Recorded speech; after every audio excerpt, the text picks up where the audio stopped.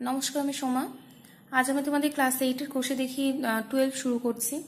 তো কোষে দেখি 12-এ মিশ্রণ আছে। আমি মিশ্রণের আগের দিন 5 নম্বর পর্যন্ত করিয়েছি, আগে একটা ভিডিও দেওয়া আছে 5 অবধি। তো আমি আজকে 6 থেকে শুরু করব। তাহলে দেখো 6 অঙ্কটা ফার্স্টে কি আছে, যে 2 প্রকার গুঁড়ো সাবানে সোডা এবং সাবান গুঁড়োর পরিমাণে অনুপাতটা বলেছে। দেখো গুঁড়ো সাবান আলাদা জিনিস, সাবান গুঁড়ো আলাদা জিনিস, ঠিক আছে। অনুপাতগুলো বলেছে 2:3 আর 4:5। তো বলেছে যে যদি প্রথম প্রকারের 10 কিগ্রার সাথে দ্বিতীয় প্রকারের 18 কিগ্রা মেশানো হয়, তবে নতুন গুঁড়ো সাবানে কত অংশ সাবান গুঁড়ো পড়ে থাকবে। আচ্ছা, তো আমাদের যে 2 প্রকারের গুঁড়ো সাবান দিয়েছে, তো প্রথম প্রকারটা বলেছে 10 কিগ্রা আর দ্বিতীয় প্রকারটা বলেছে হচ্ছে 18 কিগ্রা। তো প্রথম প্রকারের যেটা গুঁড়ো সাবানগুলোর মধ্যে কি কি আছে, একটা হচ্ছে সোডা আর একটা কি সাবান গুঁড়ো। তাহলে লিখছি প্রথম প্রকার গুঁড়ো সাবান, এটা হচ্ছে প্রথম প্রকার গুঁড়ো সাবান। প্রথম প্রকার গুঁড়ো সাবানের মধ্যে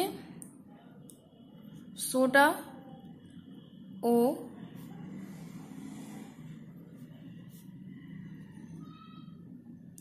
সাবান গুঁড়োর অনুপাত বলে দিয়েছে 2:3। আর প্রথম প্রকারের পরিমাণ কত বলে দিয়েছিল, 10 কিগ্রা। ঠিক আছে, আমি আর ভাগার করে করছি না, একবারে করছি। তাহলে 10 কিগ্রা গুঁড়ো সাবানের মধ্যে সোডা কত আছে, সাবান গুঁড়ো কত আছে বের করব। তাহলে 10 কিগ্রা গুঁড়ো সাবানে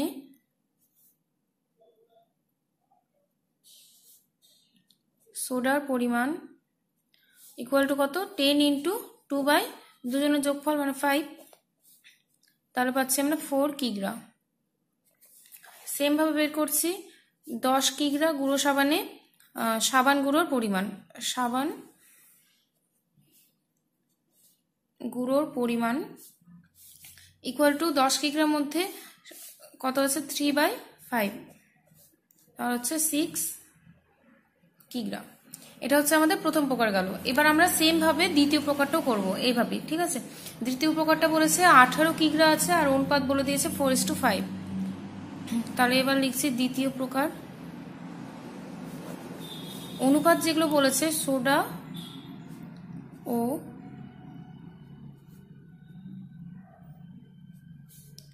সাবান গুঁড়োর অনুপাত ইকুয়াল টু 4:5। তাহলে 18 কিগ্রার মধ্যে কত করে মেশানো আছে দেখব। 18 কিগ্রা গুঁড়ো সাবানে সোডার পরিমাণ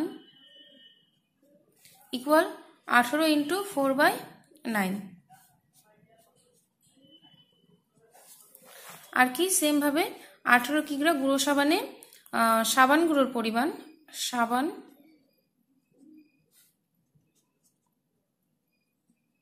ইকুয়াল টু 18 × 5/9।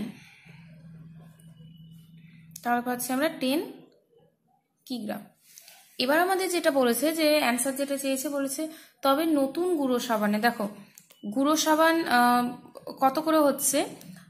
আচ্ছা, আমি বলছি ওটা নতুন গুঁড়ো সাবানে কত অংশ সাবান গুঁড়ো থাকবে।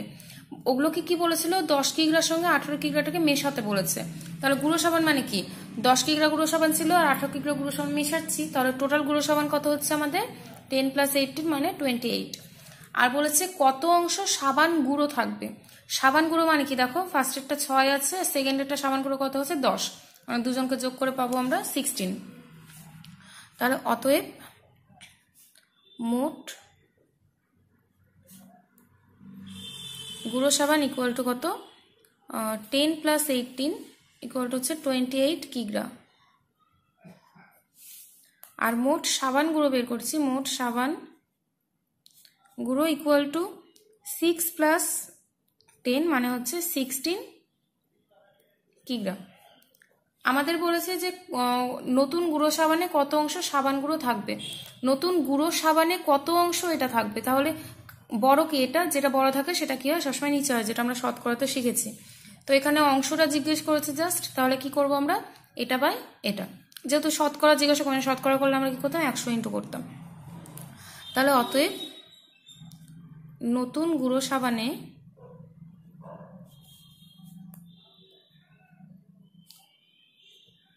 সাবান গুঁড়ো থাকবে ইকুয়াল টু কত 16/28। টোটালটাকে আমরা নিচে রাখি সবসময়, সেই জন্য এটা করলাম। 4 মানে হচ্ছে 4/7 এত অংশ। এটা হচ্ছে অ্যান্সার।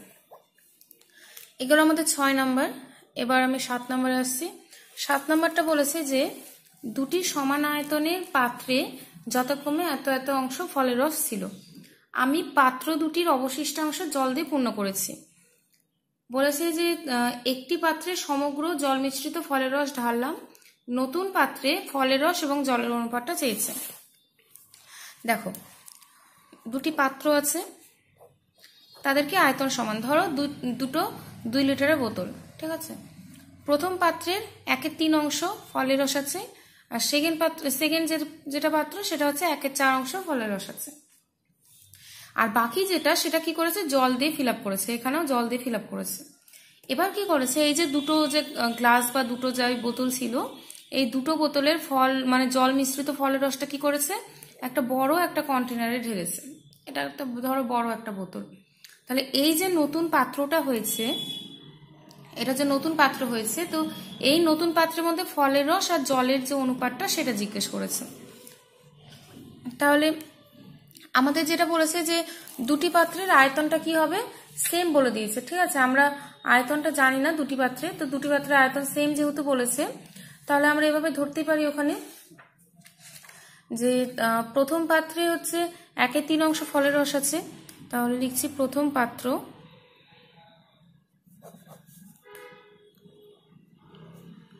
ফলের রস আছে ইকুয়াল কত 1/3 অংশ। টোটাল মানে কি জানি, সবসময় 1 জানি, অতএব জল আছে কত 1 - 1/3, টোটালটা 1, তার মধ্যে এতটা 1/3, তাহলে এইটুকু কত জল আছে। তার মানে কত হবে 3 - 1 2/3 এত অংশ। এটা হচ্ছে আমাদের প্রথম মানে পাত্রটা গেল। এবার আমি দ্বিতীয় পাত্রে আসছি।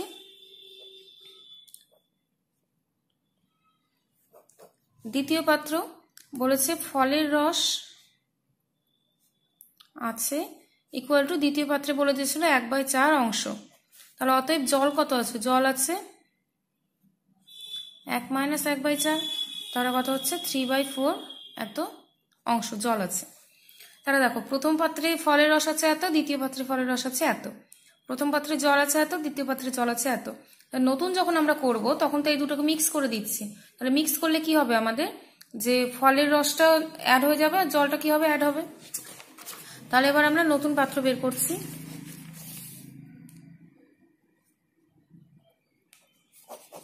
নতুন পাত্র ফলের রস আছে কত 1/3 প্লাস 1/4, কারণ আমাদের এটাই ছিল 1/3 1/4।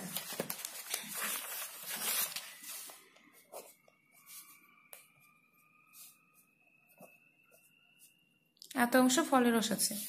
আর জল কত আছে, জল আছে হচ্ছে 2/3 আর 3/4, 2/3 3/4।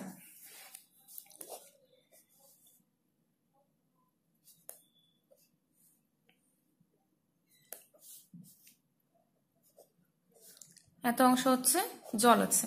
তাহলে নতুন পাত্রে জল আর ফলের রস আর জল পেয়ে গেলাম।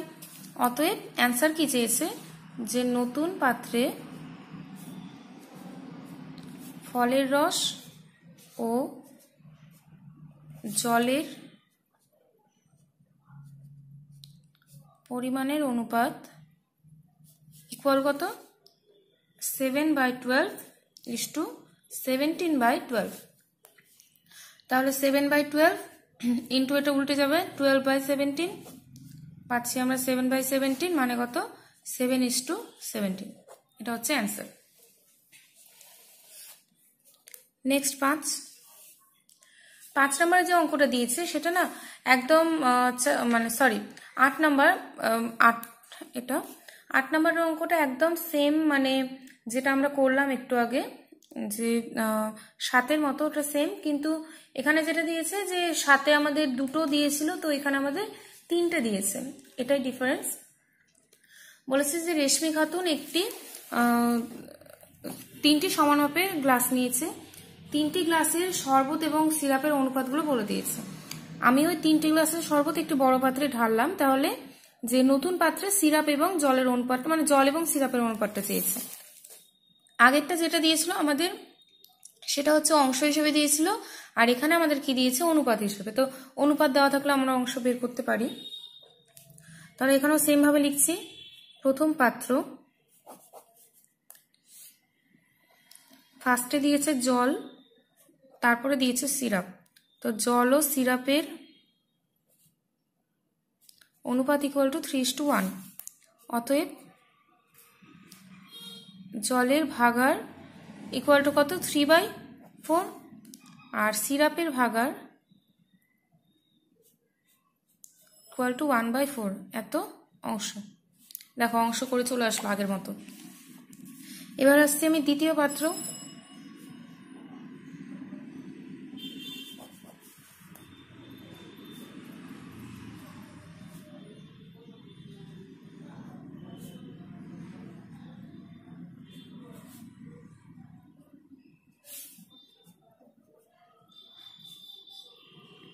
আমি আগের মতো একদম বের করছি, 5 কত, দুজনের যোগফল মানে 8, এত অংশ, আর সিরাপের অনুপাত ইকুয়াল টু 3/8 অংশ। লাস্ট হচ্ছে তৃতীয় পাত্র।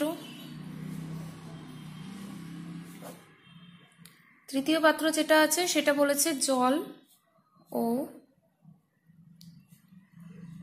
সিরাপের অনুপাত ইকুয়াল টু 9:7। তাহলে অতএব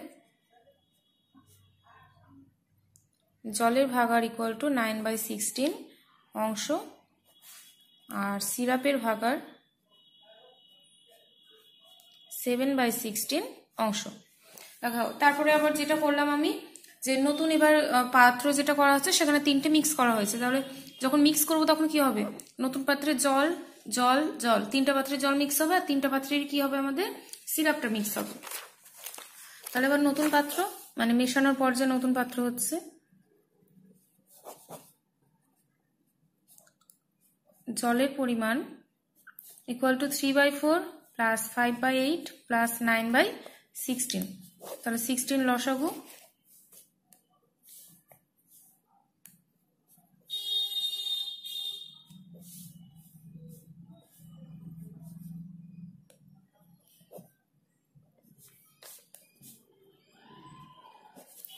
আর সিরাপের পরিমাণ বের করছি। সিরাপের পরিমাণ ইকুয়াল টু 1/4 প্লাস 3/4 প্লাস 7/16। তাহলে হচ্ছে সরি এখানে 8 হবে, তাহলে 16 মানে 16, 2, 6, 7, 4, 6, 10, 17 হচ্ছে এত অংশ।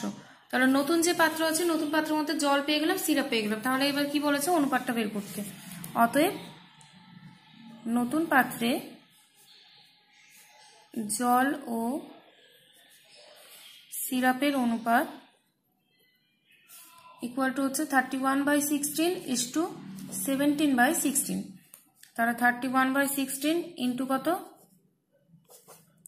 31/17, তাহলে হচ্ছে 31:17, এত অ্যান্সার এটা। তাহলে 7 আর 8-এর মধ্যে যেটা পার্থক্য, 7-এ আমাদের 2টো গ্লাস বলেছিল, 8-এ আমাদের 3টে বলেছে, আর 7-এ আমাদের কি বলেছিল যে অনুপাত আকারে, আর 8-এ আমাদের কি বলে দিয়েছে এখানে, যে কি বলবো ওটা, সরি 7-এ বলেছে অংশ আকারে, আর 8-এ বলে দিয়েছে আমাদের অনুপাত আকারে। ঠিক আছে, এটাই আমাদের ডিফারেন্স ছিল 7 আর 8-এর মধ্যে। তো এরপরে আমি হচ্ছে 9 নাম্বার শুরু করছি। 9 নাম্বার যেটা বলেছে যে 2 প্রকার পিতলে তামা এবং দস্তার পরিমাণ ও অনুপাতগুলো বলে দিয়েছে। 2 প্রকার পিতল, পিতল হচ্ছে তামা দস্তাতে তৈরি হয়, তো 2 প্রকার পিতলে তামা দস্তার অনুপাতটা বলেছে। তো এই 2 প্রকার পিতল 5:2 অনুপাতে মেশালে যে নতুন প্রকারের পিতলটা পাওয়া যাবে, তো সেই পিতলে তামা এবং দস্তার অনুপাতটা কত। 2 প্রকার পিতল আছে, অনুপাতগুলো বলে দিয়েছে তামা 10টা, এবার 2 প্রকার পিতলকে আবার কি করেছে, 5:2 অনুপাতে মিশিয়েছে। ওই যে মেশাচ্ছে 5:2 অনুপাতে, তো সেই যে নতুনটা পিতলটা এবার তৈরি হচ্ছে, সেই পিতলে আমাদের তামা দস্তার অনুপাতটা কত হবে সেটা জিজ্ঞেস করেছে। আচ্ছা, তো অঙ্কে আমাদের দুই প্রকার পিতলের কথা বলেছে, তো আমি একটু জায়গা ফাঁকা রাখছি, ওটা দেখাচ্ছি আমি পরে কেন রাখলাম। তো ফার্স্টে প্রথম প্রকার পিতল নিচ্ছি। প্রথম প্রকার পিতল, তাহলে প্রথম প্রকার পিতলে তামা ও দস্তার অনুপাত বলেছে, তামা ও দস্তার অনুপাত দিয়েছে আমাদের 8:3। তাহলে তামার ভাগার কত বের করব? তামার ভাগার ইকুয়াল টু 8/11, একটু জায়গা ফাঁকা থাকবে এখানে, আর দস্তার ভাগার ইকুয়াল টু 3/11। আচ্ছা, নেক্সট হচ্ছে দ্বিতীয় প্রকারটা করব। দ্বিতীয় প্রকার পিতল, তো সেখানে দিয়েছে তামা ও দস্তার অনুপাত, তামা ও দস্তার অনুপাত বলে দিয়েছে 15:7। তাহলে অতএব তামার ভাগার 15/22 আর হচ্ছে দস্তার ভাগার ইকুয়াল টু 7/22। এবার দেখো আমাদের বলে দিয়েছে যে দুই প্রকার পিতলটা আমরা, দেখো আমাদের পুরো অঙ্কের মধ্যে কিন্তু বলে দেয়নি পিতল কতটা আছে, তো দুই প্রকার পিতলটা আমরা 5:2 অনুপাতে মিশিয়েছি। তাহলে প্রথম প্রকার পিতল যেটাই দেখো, দুই প্রকার পিতল আমরা 5:2 অনুপাতে মিশিয়েছি। তাহলে প্রথম প্রকার যে পিতলটা সেটা কত আছে? 5x পরিমাণ আছে, আর দ্বিতীয় প্রকার পিতলটা কত পরিমাণ আছে? 2x পরিমাণ। মানে অনুপাত থেকে যখন আমরা ওটা পরিমাণ বা কোনো কোয়ান্টিটিতে যখন লিখি তখন আমাদের একটা ধ্রুবক ধরে নিতে হয়, ঠিক আছে? তো সেইটা আমরা কি ধরছি? x ধরে নিচ্ছি এখানে। তাহলে প্রথম প্রকার পিতল কত? 5x, আর দ্বিতীয় প্রকার পিতল কত আছে? 2x। এই কথাটা আমি ফার্স্টে লিখব। তাহলে ধরি প্রথম প্রকার পিতল আছে 5x, আর দ্বিতীয় প্রকার পিতল আছে 2x, এত একক, এটাও একক। দেখো আমাদের 1, 2 বা 1 থেকে যে অঙ্কগুলো ছিল সেগুলো তো আমাদের বলে দেওয়া ছিল কিন্তু যে এত কিগ্রা থাকছে বা এত লিটার থাকছে, তো ওখানে ওই কিগ্রা লিটারের বদলে এখানে আমাদের 5x আর 2x দিয়েছে। তাহলে প্রথম প্রকারের পরিমাণ কত? 5x, আর দ্বিতীয় প্রকারের পরিমাণ হচ্ছে 2x। মানে প্রথম প্রকার 5x এর মধ্যে তামা কত আছে আর 5x এর মধ্যে দস্তা কত আছে বের করব। তাহলে তামার ভাগার এত, বা এখানে তোমরা একবারে তামার পরিমাণটা লিখে দাও, তাহলে বেশি করতে হবে না, ভাগারটা না লিখলেও হয় অ্যাকচুয়ালি। তো তামার পরিমাণ কত হচ্ছে প্রথম প্রকার পিতলে? এত ইন্টু 5x, মানে হচ্ছে 40x/11, এত একক। এখন ভাগারের সময় শুধু অংশ লিখি, আর এখানেও কত হবে? 5x, তাহলে হচ্ছে 15x/11 একক। দেখো এবার দ্বিতীয় প্রকারের পরিমাণ কত? 2x, ঠিক আছে? তাহলে তামার কি এবার করছি আমরা? পরিমাণ, মানে দ্বিতীয় প্রকার পিতলে তামার পরিমাণটা বের করছি, এত ইন্টু কত? 2x। তাহলে পাচ্ছি আমরা 15x/11, 7x/11, এত অংশ। এবার দুই প্রকার পিতলকে আমরা কি করেছি? মিক্স করে দিয়েছি। তাহলে দুই প্রকার পিতলকে মিক্স করলে আবার সেম যে শরবতের অঙ্কগুলো করছিলাম, তাহলে নতুন প্রকারে কি হবে? তামা তামা অ্যাড হবে আর দস্তা দস্তা অ্যাড হচ্ছে। তাহলে অতএব নতুন প্রকার পিতলে তামার পরিমাণ ইকুয়াল হচ্ছে 40x/11 প্লাস 15x/11। 11 লসাগু হচ্ছে 40x প্লাস 15x, মানে 55x/11, এত একক। আর সেমভাবে দস্তা বের করছি, দস্তার পরিমাণ equal to 15x/11 plus 7x/11, তাহলে পুরো থাকছে আমাদের 22x/11, এত একক, ঠিক আছে? তাহলে দেখো আমি এটা কাটাকাটি করছি না, পরে আমাদের কাটতে সুবিধা হবে। তাহলে নতুন প্রকারের মধ্যে তামা ও দস্তা পেয়ে গেলাম, মানে মিক্স করার পর, নতুন প্রকার মানে মিক্স করার পর। অতএব তামা ও দস্তার অনুপাত ইকুয়াল কত? 55x/11 = 22x/11। তাহলে 55x/11 into 11/22x, 11 11 x x কাটছে, দেখো 11 দিয়ে 5, 11 দিয়ে 2, মানে কত? 5/2। 5/2 মানে কত থাকছে? 5:2, মানে তামা ও দস্তার অনুপাত কত হচ্ছে? 5:2, ঠিক আছে? মানে ভেবে না ওখানে 5:2 অনুপাতে মিশের জন্য 5:2 হচ্ছে ওখানে, এখানে অ্যান্সারটা আমাদের মানে এমন করে অঙ্কটা সাজিয়েছে যে এখানে 5:2 বেরোচ্ছে আমাদের, তাহলে এটা হচ্ছে অ্যান্সার। আচ্ছা, নেক্সট হচ্ছে 10 নম্বর যেটা বলেছে যে 2 প্রকার স্টেনলেস স্টিলে ক্রোমিয়াম এবং স্টিলের অনুপাতগুলো বলে দিয়েছে। 2 প্রকার স্টিল আছে, ক্রোমিয়াম আর স্টিলের অনুপাতটা বলে দিয়েছে। তাহলে এই 2 প্রকার স্টেনলেস স্টিলটা কি অনুপাতে মেশালে সেখানে অনুপাতটা আমাদের এটা হবে। একদম 9 রিভার্স অঙ্ক। 9 আমাদের কি বলে দিয়েছিল যে 5:2 মেশালে অনুপাতটা কি হবে নতুনটা, আর এখানে বলেছে কি অনুপাতে মেশালে এটা হবে। ঠিক আছে, তাহলে ফার্স্টে যেটা আমরা করব যে বলেছে কি অনুপাতে মেশালে, তাহলে ধরি x:y অনুপাতে মেশাতে হবে। কি মেশাতে হবে? 2 প্রকার স্টেনলেস মানে 2 প্রকার যে স্টেনলেস স্টিল আছে সেটা x:y অনুপাতে মেশাতে হবে। তাহলে ধরি 2 প্রকার স্টেনলেস স্টিল x:y অনুপাতে মেশাতে হবে। তাহলে প্রথম প্রকার স্টিল মানে স্টিলের পরিমাণ কত x আর দ্বিতীয় প্রকারের পরিমাণ কত y। তাহলে অতএব প্রথম প্রকার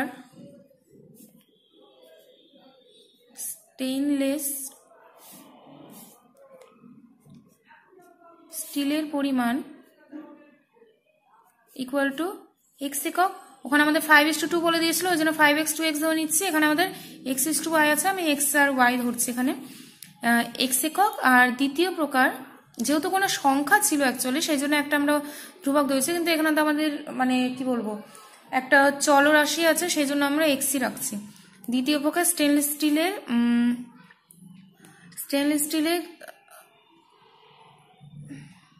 হ্যাঁ দ্বিতীয় প্রকার স্টেনলেস স্টিলের পরিমাণ ইকুয়াল টু হচ্ছে y একক। তাহলে প্রথম প্রকার হচ্ছে x আর দ্বিতীয় প্রকার হচ্ছে y। এবার আমরা প্রথম প্রকার আর দ্বিতীয় প্রকার যে অনুপাতগুলো দিয়েছে তো সেটা বের করছি। প্রথম প্রকার সেখানে ক্রোমিয়াম আর স্টিলের অনুপাত দিয়েছে 2:11, মানে ক্রোমিয়াম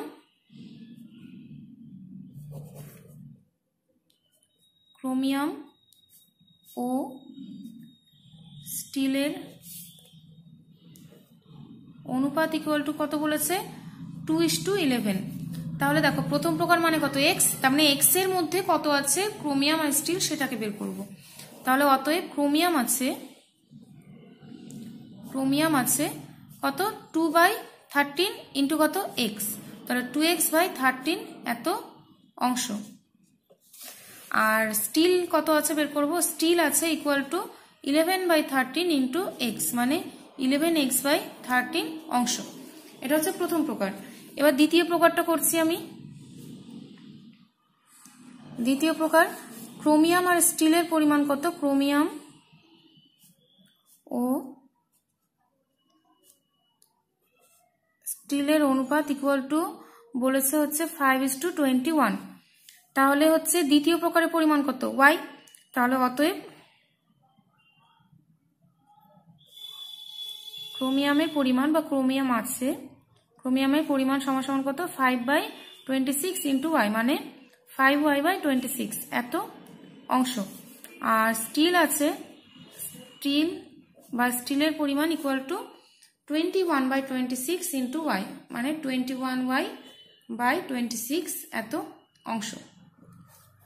তাহলে এবার দুটোকে যখন মিক্স করব তখন আবার কি হচ্ছে যে দুটোকে মিক্স করলে প্রথম প্রকারের ক্রোমিয়াম আর এই ক্রোমিয়ামটা অ্যাড হবে আর স্টিল অ্যাড হবে। তাহলে অতএব এবার নতুন প্রকার বের করছি। নতুন প্রকার ক্রোমিয়াম আছে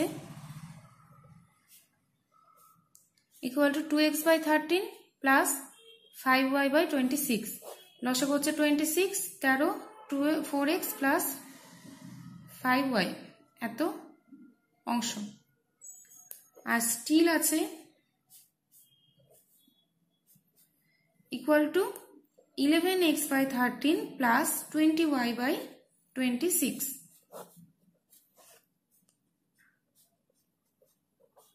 অংশ। নতুন প্রকারে ক্রোমিয়াম আর স্টিলের পরিমাণ পেয়ে গেলাম। এবার আমাদের কি করব, এখানে বলেছে যে অনুপাতটা কত বলে দিয়েছে বইয়ের মধ্যে, নতুন প্রকারে হবে 7:32। তাহলে এটা ইকুয়াল টু কত 7:32। তাহলে শর্তে 4x plus 5y by 26 is to 22x plus 22x plus 21y by 26 equal to বলেছে 7 is to 32। তাহলে 4x plus 5y by 26 into 26 by এটা equal to 7 by 32। এটা অ্যাকচুয়ালি উল্টে যায়, সেজন্য আমি উল্টে লিখলাম। তাহলে 4x plus 5y by 22x plus 21y equal to 7 by 32। তাহলে এখানে হচ্ছে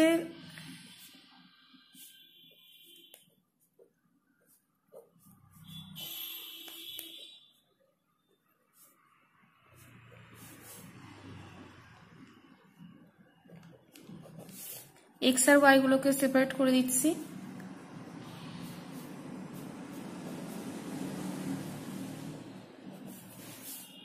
তাহলে এখানে মাইনাস করলে পাই আমরা 26x equal to 13y।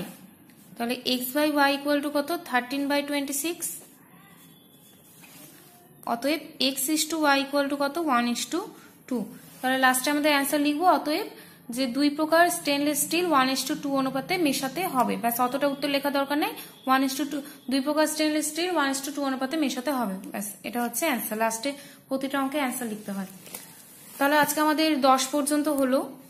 Next দিন আমাদের 12 নম্বরটা করার দরকার নেই, তো নেক্সট দিন 4টা অঙ্ক বাকি থাকছে, নেক্সট দিন 4টে করাবো। তো তোমরা এই অঙ্কগুলো ভালো মতো প্র্যাকটিস করবে। আজকে এতটা পর্যন্ত।